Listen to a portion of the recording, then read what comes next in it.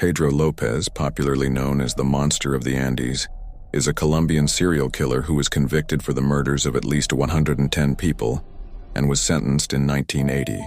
However, he claimed to have murdered more than 240 people, which never came to be proved in court. Before that, in 1969, Lopez was found guilty of auto theft and was sentenced to 7 years in prison. Those years are widely believed to have turned him into the Monster of the Andes. At the age of 12, Pedro Lopez was taken in by an American family who enrolled him in a school for orphans, according to Latin Post. 2 years after the enrollment, he reportedly ran away from school following a molestation from a male teacher. By the time he turned 18, he began stealing cars and selling them off to sustain himself. It was during one such act that authorities caught and imprisoned him.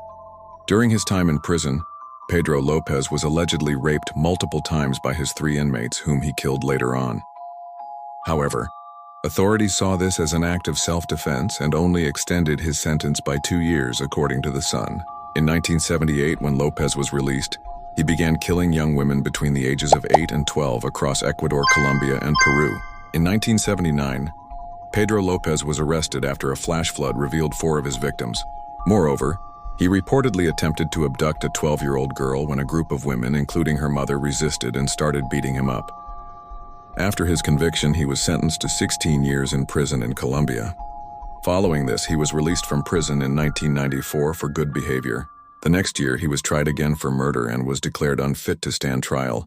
After he was declared insane, he was sent off to a mental institution until 1998, when he was reportedly found sane upon a second evaluation.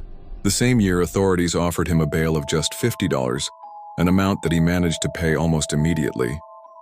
After his release, authorities have reportedly attempted to track him down, but Pedro Lopez's whereabouts remain unknown even today. According to the Daily Star, Lopez claimed he was killing 3 girls every week during the peak of his killing spree. He claimed to have killed over 240 women. However, authorities refused to believe him until a deadly mass grave was discovered.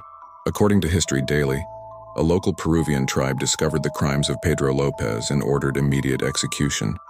However, an American missionary who was living among them suggested that they hand Lopez over to the police.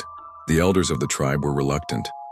However, he managed to leave with the missionary, who turned him to the authorities, but the police let him go.